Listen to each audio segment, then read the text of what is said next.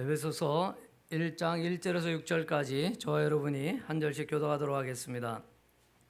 하나님의 뜻으로 말미암아 그리스도 예수의 사도된 바울은 에베소에 있는 성도들과 그리스도 예수 안에 있는 신실한 자들에게 편지하노니, 하나님 우리 아버지와 주 예수 그리스도로부터 은혜와 평강이 너희에게 있을지어다. 찬송하리로다. 하나님 곧 우리 주 예수 그리스도의 아버지께서 그리스도 안에서 하늘에 속한 모든 신령한 복을 우리에게 주시되, 곧 창세전에 그리스도 안에서 우리를 택하사 우리로 사랑 안에서 그 앞에 거룩하고 흠이 없게 하시려고 그 기쁘신 뜻대로 우리를 예정하사 예수 그리스도로 말미암아 자기 아들들이 되게 하셨으니, 이는 그가 사랑하시는 자 안에서 우리에게 거저 주시는 바 그의 은혜와 영광을 찬송하게 하려는 것이라. 아멘. 우리 옆에 분하고 한번 인사하겠습니다. 사랑하고 축복합니다. 한 번 더 인사하실 때는 하나님이 주시는 복은 예수 그리스도입니다. 이렇게 인사하겠습니다. 시작. 하나님이 주시는 복은 예수 그리스도이십니다. 아멘. 주일 오전 예배 때 설교를 오래간만에 하는 것 같습니다.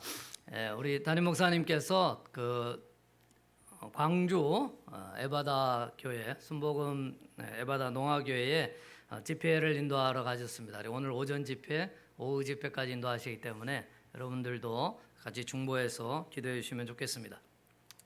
제가 이제 오후 예배 때 가끔 설교할 때는 이어서 가급적이면 이제 요약 강해 설교를 이제 하려고 애를 쓰고 있습니다. 제 안에 어떤 생각이 있냐면, 우리 성도님들이 벌써 여기 최소 한 5년, 10년은 거의 기본이고 20년, 30년, 40년 이렇게 오래되신 성도님들이 있는데 한 번도 설교를 못 들은 성경책이 있죠.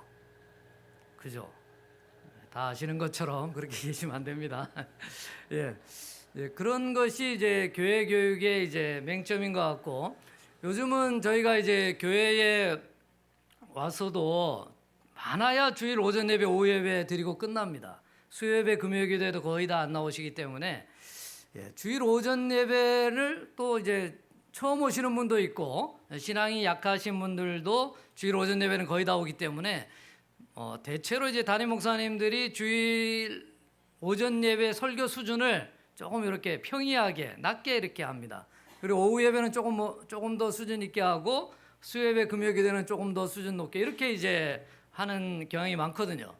그러면 주일 오전 예배만 오는 성도는 계속 그냥 평이한 설교하다가 듣다가 이제 평생을 하나님 앞에 가는 겁니다. 성경의 참된 진리와 깊이를 잘 이해 못하고 가는 것이 좀 늘 안타깝다는 생각이 좀 많이 있습니다. 그래서 나름대로 좀 성경을 제가 새롭게 연구해서 이렇게 하는 건 아니고, 제가 잘하는 것 중에 하나가 이제 요약 정리하는 걸 잘하거든요. 그래서 요약 정리해서 이 성경책을 빠른 시간 내에 성경이 무엇이 핵심이고 무엇을 말하고 있는가, 이런 것들을 이제 설교하는 것을 제가 좀 좋아합니다. 그래서 주일 오후 예배 때 여러분들이 좀 재미가 없더라도 제가 가급적 이제 그런 식으로 설교를 하는데, 오늘은 주일 오전 예배이기 때문에 또 그렇게 준비하기보다는 역시 그냥 주제별로 설교를 하는 게 좋겠다는 생각을 했고, 주제별 설교에서 가장 이제 좋은 가장 저에게 하고 싶은 설교가 뭔가를 생각했을 때 몇 가지 이렇게 주제들이 떠올랐습니다. 그 중에 첫 번째가 복입니다. 복에 대해서 설교를 해야 되겠다. 왜 복에 대해서 설교를 하냐고 생각을 하냐면, 우리가 복 받으러 교회에 오잖아요. 그죠?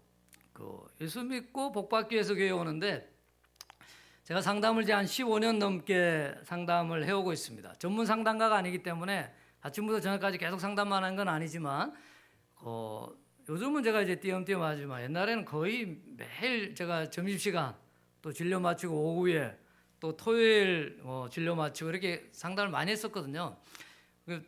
작년에도 이제 이혼 위기에 있는 부부 상담들, 또 선교사님, 목사님들 상담을 많이 했는데, 상담을 계속하면서 제가 느끼는 것은 뭐냐면, 우리가 너무 성경을 모른다는 생각을 많이 합니다.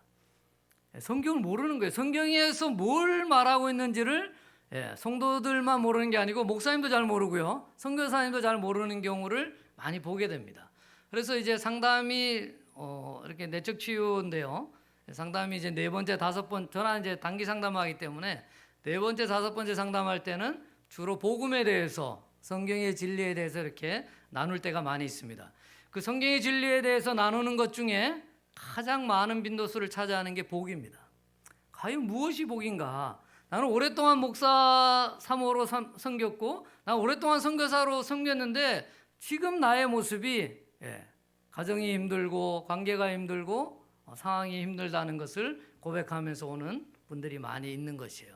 성경이 말하는 복이 무엇인지를 알면 이분들이 그렇게 낙심하거나 많이 실망하지 않을 것인데 하는 생각들을 많이 해서 오늘 그 제목을 하나님의 복 이렇게만 적으려다가 또 우리가 또 하나님의 복이다고 이렇게 생각하면 그래, 하나님을 잘 믿으면 하나님께서 물질도 많이 주시고 좋은 자녀들도 좋은 대학에 가게 하고 내가 하는 사업도 잘 되게 하고 건강할 것이고 이렇게 생각할까 봐서 하나님의 복 예수 그리스도, 하나님의 복 예수라고 제가 딱 잘라서 적은 겁니다.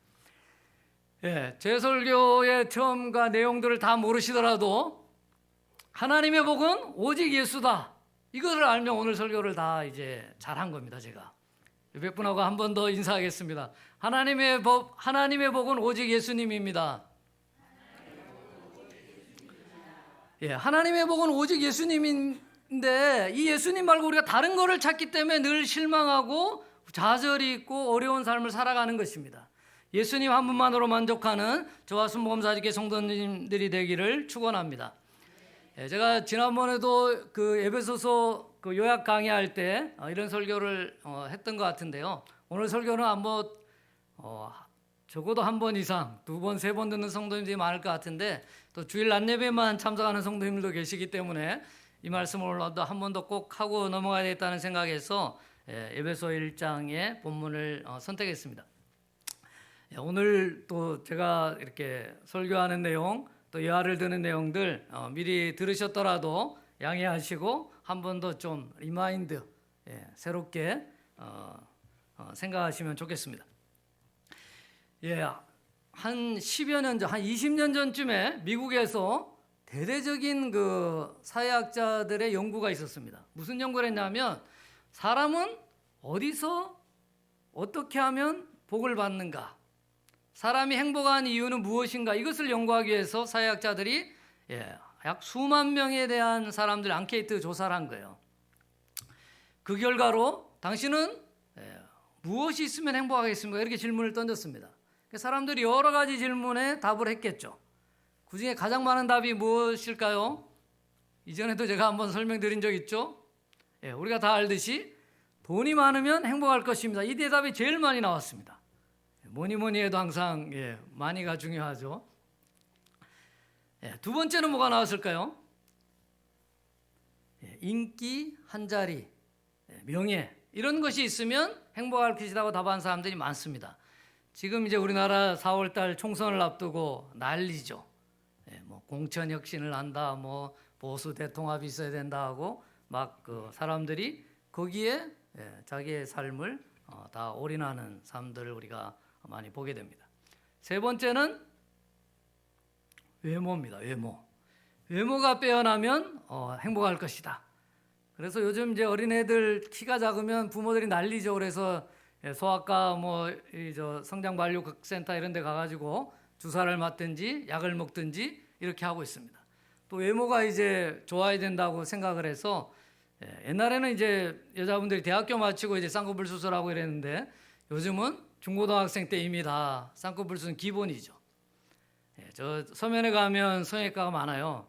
그 다음에 성형외과가 많은데 어디냐면 대학교 앞입니다. 여대생들이 대학 그 4년을 하면서 다 이제 미용 성형을 하는 것이죠. 근데 요즘은 이제 여성들만 하는 것이 아니고 남자들도 그 성형 수술을 많이 한다고 합니다. 저도 이제 노무현 대통령처럼 양검하수증이 있어가지고 저도 여기 이제 그 성형외과 가서 한번 수술을 받았었는데요.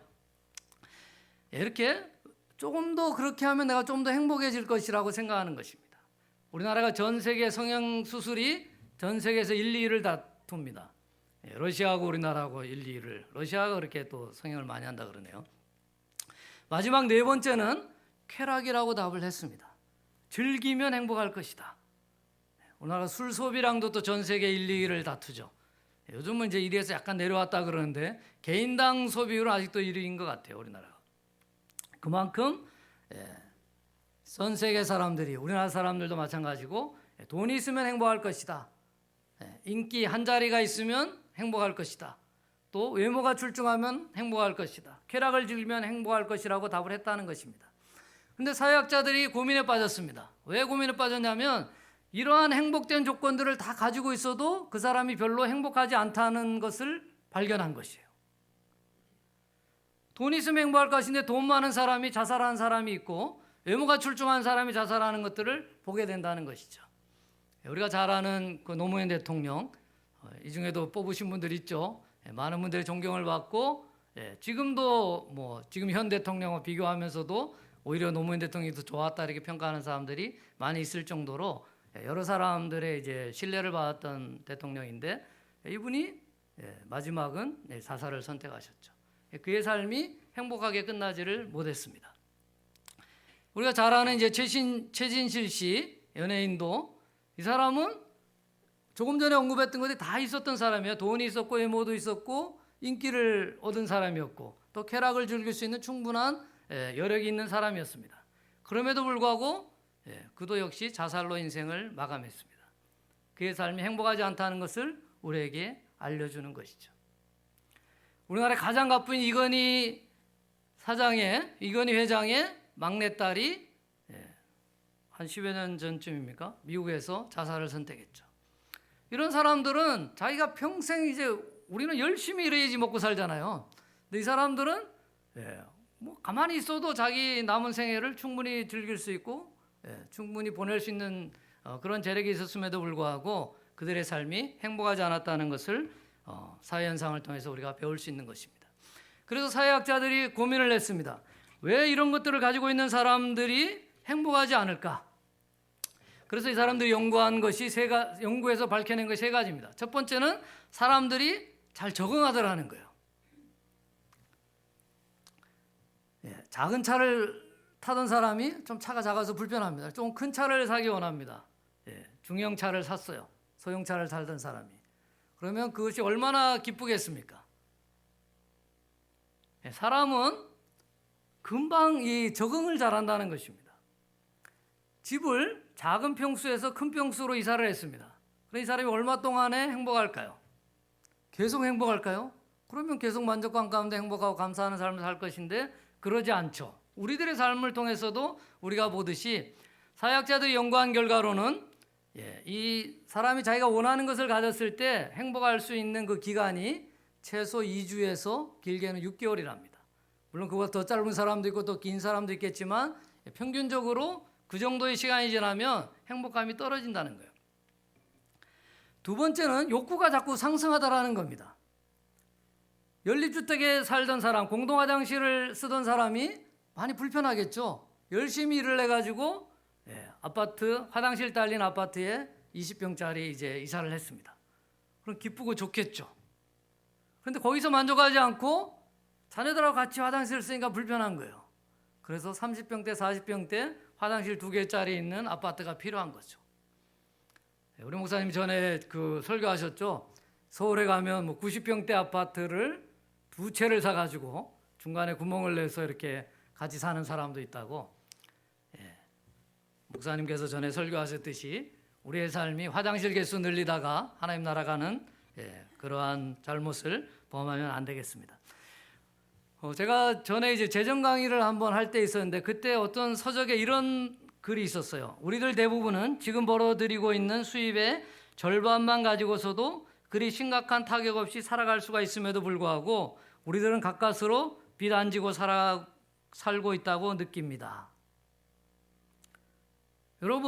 여러분이 10년 전에 가졌던 그 사회적인 위치와 돈, 또 지금의 위치 생각해 보면 지금 훨씬 나아진 분들이 대부분일 겁니다. 물론 이제 그러지 않은 분들도 좀 있겠지만 그런데 살 형편 좀 나아졌습니까? 나아졌다고 생각하는 성도님들이 거의 없을 거예요. 많은 사람들이 돈에는 만족함이 없는 겁니다.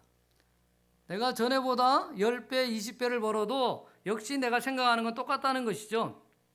연봉이 2천만 원이든지 5천만 원이든지 1억 5천만 원이 되든지 간에 똑같이 여전히 나는 부족하고 여전히 만족감이 있다고 말하는 사람은 거의 없다는 것이죠. 마지막 세 번째는 상호 비교하기 때문에 만족하지 못한다는 것을, 행복하지 못한다는 것을 사회학자들이 발견했습니다. 자기하고 비슷한 사람에서 자기하고 이제 똑같이 시작을 했는데 자기보다 나은 사람을 늘 본다는 거죠. 자기보다 돈이 많은 사람, 자기보다 키가 큰 사람, 자기보다 얼굴이 잘생긴 사람, 자기보다 잘 즐길 줄 아는 사람, 이런 사람들을 자꾸 선망의 대상으로 보기 때문에 늘 열등의식에 빠지고 비교의식 가운데 살아가고 있다고 사회학자들이 밝혔습니다. 그러면 정말 행복한 사람은 누구인가? 이것을 조금 더 연구했다는 것이죠. 어떤 사람이 행복했을까요? 많은 사람이 보기에 저 사람은 정말 행복한 사람이다. 그리고 그 사람 자신도 나는 행복하다고 느끼는 사람을 찾아서 연구를 했습니다. 도대체 저 사람들 속에는 무엇이 있기 때문에 행복하다고 자타가 인정하는 것인가? 그렇게 했을 때 답이 네 가지로 나왔습니다. 첫 번째는 무엇일까요? 죄송하게도 역시 재정 이야기가 나왔습니다. 재정적인 안정을 첫 번째로 꼽았다는 것입니다. 돈이 너무 없으면 행복하기가 어렵죠. 물론 이제 영적으로는 행복할 수 있습니다. 이건 이제 사회학자들이 이제 뽑은 겁니다. 근데 꼭 돈이 많아서 행복한 것은 아니지만 우리 필요한 재정은 있어야 된다는 것이죠. 두 번째로는 건전한 신앙을 뽑았습니다. 이것은 이제 기독교인만 상대로 해서 검사한 건 아니고 비기독교인들, 이슬람교, 불교, 힌두교 할 것 없이 많은 사람들을 다 대상으로 한 겁니다. 미국에서 검사한 거기 때문에, 미국에서 조사한 것이기 때문에 크리스찬이 가장 많았죠. 신앙을 가진 사람과 가지지 않은 사람을 비교했을 때 신앙을 가진 사람이 더 행복하더라는 것이죠. 세 번째는 봉사하는 직업이라고 답을 했습니다. 엄격하게 말하면 봉사하는 직업이라는 것보다는 내가 하는 일에 의미를 부여할 줄 아는 사람이 행복하다는 겁니다. 똑같은 일을 하더라도, 청소일을 하더라도 어떤 사람은 내가 하는 일을 통하여서 삶의 의미를 부여할 줄 아는 사람이 행복하고, 그러지 않은 사람은 그렇지 못하다는 것이죠.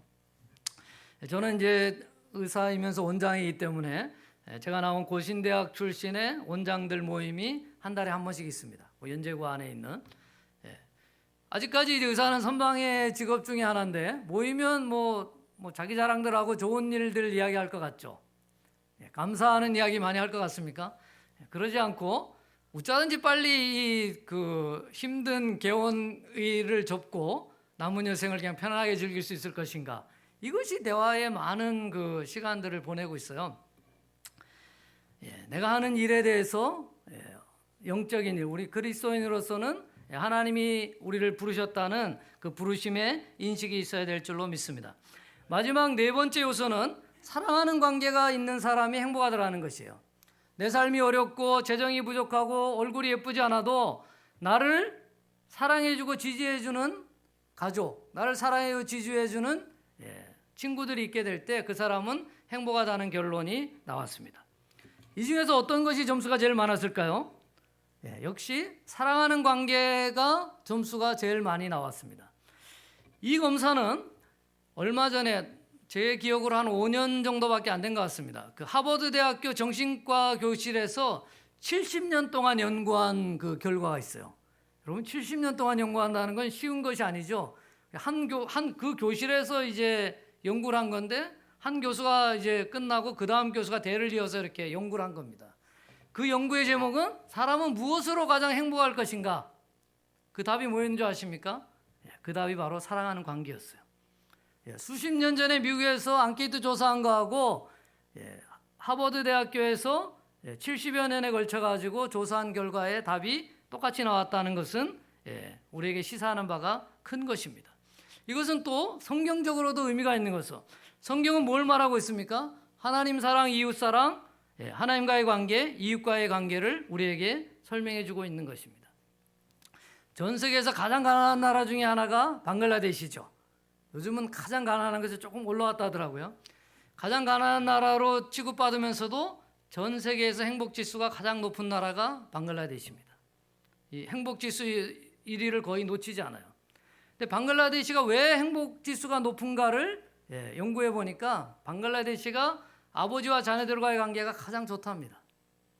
그래서 방글라데시는 늘 행복 지수가 높다는 거예요. 비록 사회적으로 경제적으로 열악하고 이 저성장하는 나라이긴 하지만 행복하다는 것이죠. 이제 오늘 본문으로 돌아오겠습니다. 성경이 말하는 하나님이 주시는 복은 과연 무엇인가? 지금까지 사회학자들이 연구한 거, 정신과 선생님들이 연구한 거를 말씀드렸는데 성경에서는 과연 복을 무엇이라고 하는지를 성경 말씀을 통해서 알길 원합니다. 오늘 읽었던 에베소 1장 3절을 같이 한번 읽겠습니다. 시작. 찬송하려다 하나님 곧 우리 주 예수 그리스도의 아버지께서 그리스도 안에서 하늘에 속한 모든 신령한 복을 우리에게 주시되. 여기 복이라는 단어가 나오죠. 기쁘죠 여러분? 근데 여기 복을 뭐라고 설명하냐 하면 첫 번째 복은 하나님이 주시는 거래요. 그죠? 두 번째 예수 그리스도 안에서 주시는 겁니다. 하나님과 관련이 있어야 되고 예수 그리스도와 관련이 있어야 되고 세 번째 신령한 복이라는 거예요. 신령한 복이라는 것은 눈에 보이는 복이 아니고 영적인 복이라는 뜻입니다. 우리가 생각하는 돈과 외모와 인기 한 자리와 쾌락이 성경에서 말하는 복이 아니고 성경에서 말하는 복은 하나님이 주시는 복이고 예수 그리스도와 관계가 있어야 되고 영적인 복이라는 것이죠. 이 복을 3절에서 복이 무엇인가를 간단히 설명하고 나서 자세한 설명이 4절 5절에 있는 것입니다. 4절 5절을 한번 큰 목소리로 읽겠습니다. 시작. 곧 창세전에 그리스도 안에서 우리를 택하사 우리로 사랑 안에서 그 앞에 거룩하고 흠이 없게 하시려고 그 기쁘신 뜻대로 우리를 예정하사 예수 그리스도로 말미암아 자기 아들들이 되게 하셨으니. 이게 복입니다 여러분. 여기 뭐가 있습니까? 창세전에 예수님 안에서 우리를 택했대요. 하나님 우리를 언제 택하셨다고요? 창세전에. 이 천지 창조가 되기 전에 저와 여러분을 택하셨다고 말씀하고 있습니다. 그리고 택하시기만 한 게 아니고 예수 그리스도로 말미암아 자기 아들들이 되게 하셨대요. 어떻게요? 예수 그리스도를 믿으면 하나님의 자녀가 되는 것이죠. 영접하는 자고 그 이름을 믿는 자들에게는 하나님의 자녀가 되는 권세를 주셨다고 성경이 말씀하고 있는 것입니다. 그래서 5절에 그 기쁘신 뜻대로 우리를 예정하사 예수 그리스도로 말미암아 자기 아들들이 되게 하셨으니. 저와 여러분이 하나님의 자녀가 된 줄로 믿습니다. 이렇게 하시는 이유는 뭔가요? 6절을 한번 같이 읽겠습니다. 시작. 이는 그가 사랑하신 자 안에서 우리에게 거저 주시는 바 그의 은혜의 영광을 찬송하게 하려는 것이라. 내가 기쁘고 즐겁고 우리를 드러내기 위해서 하나님이 우리를 하나님의 아들로 삼으신 것이 아니고 뭐라고요? 하나님이 영광을 받기 위해서 저와 여러분을 선택하셨다고 말씀해주고 있는 것입니다. 우리는 이제 그 기독교 대학 하나님의 성에 이제 그 교단에 있습니다. 장로교단에서, 근데 요즘 장로교단도 이 공부를 잘 하진 않는 것 같아요. 제가 뭐 이제 상담하면서 물어봐도 장로교단의 가장 그 기본되는 교리 성경 공부가 있는데 그것이 무엇이냐면 소요리 문답이라는 게 있습니다. 여러분도 한번 기회가 되시면 소요리 문답을 기독교 백화점 같은 데 사셔가지고 공부를 하시면 굉장히 은혜가 많이 되는데요. 거기 1번의 질문이 뭐냐 하면 사람의 제일 되는 목적이 무엇입니까? 소요리 문답은 그야말로 문제가 있고 답을 하면서 우리 안에 신앙을 이렇게 다지는 그런 성경 공부 교재인데요. 첫 번째 제1번의 질문이 사람의 제일 되는 목적이 무엇입니까요? 그 답이 뭐겠습니까? 제일 되는 목적이?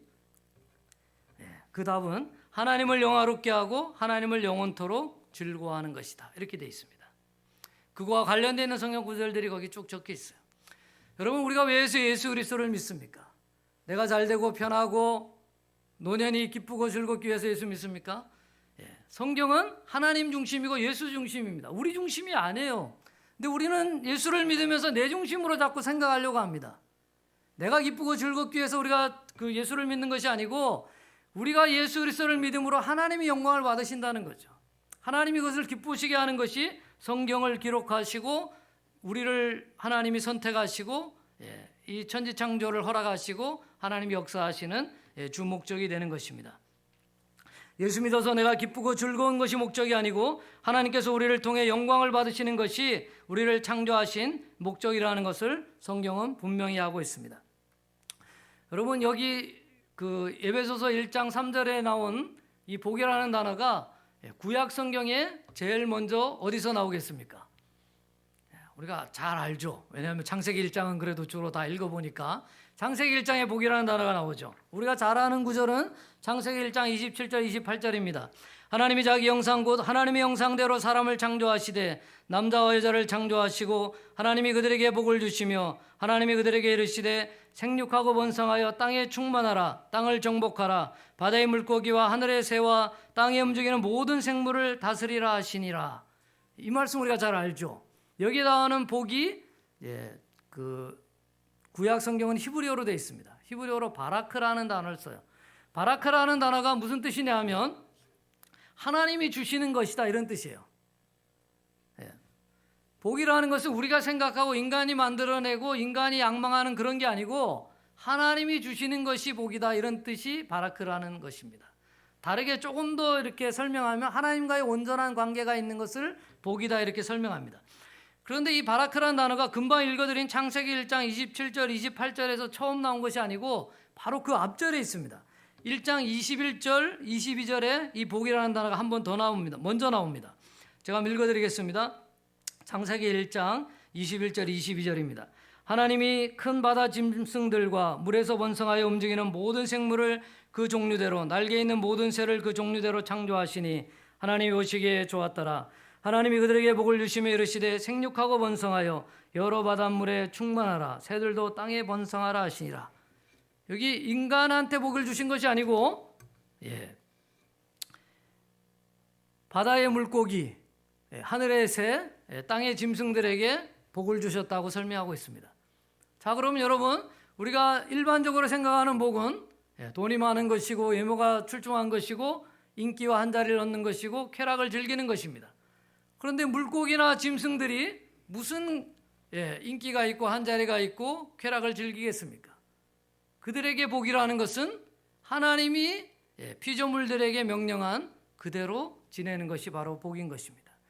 마찬가지입니다. 우리 인간에게도 복이라는 것은 우리가 생각하는 사람들 일반적으로 생각하는 것이 복이 아니라 성경이 말하는 복은 하나님이 주시는 영적인 복, 그것이 구약에서는 모형으로 있었습니다. 근데 신약에서는 예수 그리스도가 오심으로 그 복이 확연하게 확실하게 드러난 것이죠. 창세기 1장에서 말한 이 복은 아담 언약, 노아 언약을 거쳐서 아브라함 언약, 창세기 12장에서 아주 구체화됩니다. 그래서 아브라함을 선택해서 하나님이 뭐라고 그럽니까? 내가 너의 민족을 번성하게 창대하게 만들어주겠다. 그리고 너를 가나안 땅에 들어가게 하겠다. 하나님 약속한 땅으로 이끌겠다고 말씀하시고 그리고 너는 복의 근원이 되게 하겠다고 말씀하십니다. 이것이 구약을 통해서 어느 정도 이루어집니다. 아브라함의 자손들이 많아지죠. 나중에 그 약 200만의 이스라엘 사람들이 출애굽해서 가나안 땅으로 들어가게 됩니다. 그리고 아브라함을 복의 근원이라고 아브라함 옆에 있던 사람들이 많이 인정해 주는 것을 보게 됩니다. 그러나 이 구약은 모형이었고 이것이 예수 그리스도를 통해서 이제 이루어지는 것이죠. 예수님이 오심으로 아브라함 언약이 성취되는 것입니다. 그래서 이제는 예수 그리스도를 믿는 모든 사람, 저와 여러분이 복의 근원으로 살아가는 것이죠. 예수 그리스도를 믿는 많은 백성들이 생기게 된 것입니다. 그리고 예수 그리스도를 주인으로 삼아서 하나님이 통치하는 세상을 우리가 살아가고 있는 줄로 믿습니다. 사도행전 4장 12절에 이런 말씀이 있습니다. 다른 이로서는 구원을 받을 수 없나니 천하 사람 중에 구원을 받을 만한 다른 이름을 우리에게 주신 일이 없음이라 하였더라라고 말씀하고 있습니다. 오직 예수님만이 우리의 구원이 되시며 우리의 능력이 되심을 믿습니다. 이렇게 오직 하나인 복, 오직 예수님을 우리가 믿고 우리 안에 성령 하나님으로 내주하고 계신데 어떤 다른 복이 필요하겠습니까? 영어에서는 복을 어떻게 하죠? 복이라는 단어가 크게 쓰는 게 두 가지가 있습니다. 첫 번째는 해피니스, 그죠? 두 번째는 또 뭐가 있죠? 블레싱이라는 단어가 있습니다. 해피니스는 이게 그 어원이 뭐냐면 해픈드입니다. 해픈드라는 건 어쩌다가 갑자기 딱 일어나는 게 해픈드입니다. 해피니스는 어쩌다 주어지는 기쁨, 즐거움 뭐 이런 것입니다. 블레싱은 어원이 뭐냐면 블리딩입니다. 블리딩, 피 흘림이죠. 예수 그리스도의 십자가의 피의 공로에 그 복이 가장 큰 축복인 줄로 믿습니다.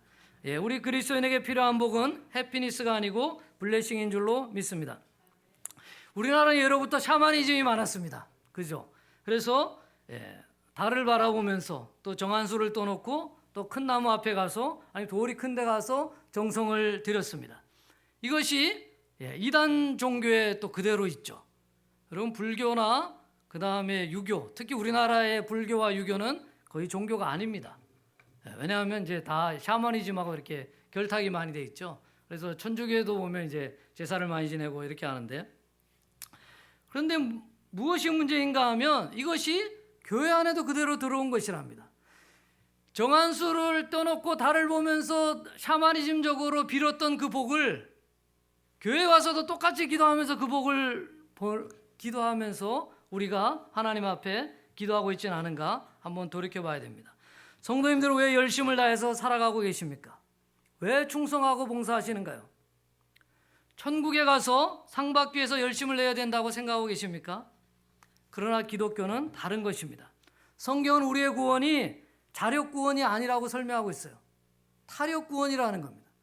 자력 구원은 뭐죠? 내가 노력해서 무엇을 이루는 게 자력 구원입니다. 타력 구원은 나는 아무것도 할 수 없는데 다른 힘이 나한테 들어와서 나를 이끌어가는 것입니다. 세상에서의 상은 잘한 것에 대한 보상입니다. 그러나 하나님이 주시는 상은 우리가 잘한 것에 대한 보상이 아닙니다. 예수 그리스도가 예수님이 잘하신 것에 대한 보상인 줄로 믿습니다. 아무것도 한 것이 없이 받는 상인 것입니다. 그러므로 상이란 오히려 우리를 부끄럽게 만드는 것이지 자랑스럽게 만드는 것이 될 수 없습니다. 에베소 2장 8절 9절을 제가 읽어드리겠습니다.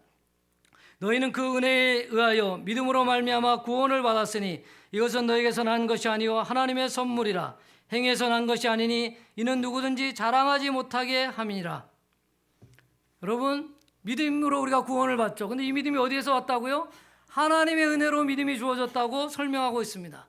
그렇게 하신 하나님의 이유는 무엇이냐 하면 9절에 에베소 2장 9절에 행위에서 난 것이 아니니 이는 누구든지 자랑하지 못하게 하려 함이라. 우리가 자랑할 것이 없는 것이에요. 우리는 하나님의 은혜로 구원받았기 때문에 감사할 것만이 있는 줄로 믿습니다. 구원은 타 종교에서처럼 우리가 노력해서 얻는 것이 아닙니다. 하나님의 전적인 은혜로 우리에게 주어지는 것인 줄로 믿습니다. 그 전적인 은혜를 우리가 하나님으로부터 예수님을 받은 것입니다. 이미 하나님의 복 예수 그리스도를 얻은 자로서 하나님의 은혜에 감사하며 살아가는 저와 순복음사립교회 모든 성도님이 되시기를 예수님의 이름으로 축원합니다. 오늘 말씀을 정리하겠습니다. 사람들은 복을 얻기 위해서 돈, 명예, 외모, 쾌락을 쫓아서 살아가고 있습니다. 그러나 이 모든 것을 가졌던 분들이 할지라도 결코 행복하지 않았다는 것을 사회 현상을 통해서 우리가 알 수 있습니다. 성경은 예수님이 우리의 복이라고 말씀하고 있습니다. 이 복은 구약에서부터 언약되었고 신약에서 하나님이신 예수님이 이 땅에 오심으로 하나님의 언약이 완성되었고 우리는 이 하나님의 은혜로 예수 그리스도의 복을 간직한 존재로 살아가고 있습니다. 다른 복은 없습니다. 오직 하나님의 복 예수 그리스도뿐만이 우리의 복인 줄로 믿습니다. 우리에게 구원을 주시는 하나님의 은혜에 감사하고 하나님께 영원토록 찬송과 영광을 올려드리는 순복음사립교회 모든 성도님들이 되시기를 예수님의 이름으로 축원합니다. 이 시간 우리가 말씀을 생각하면서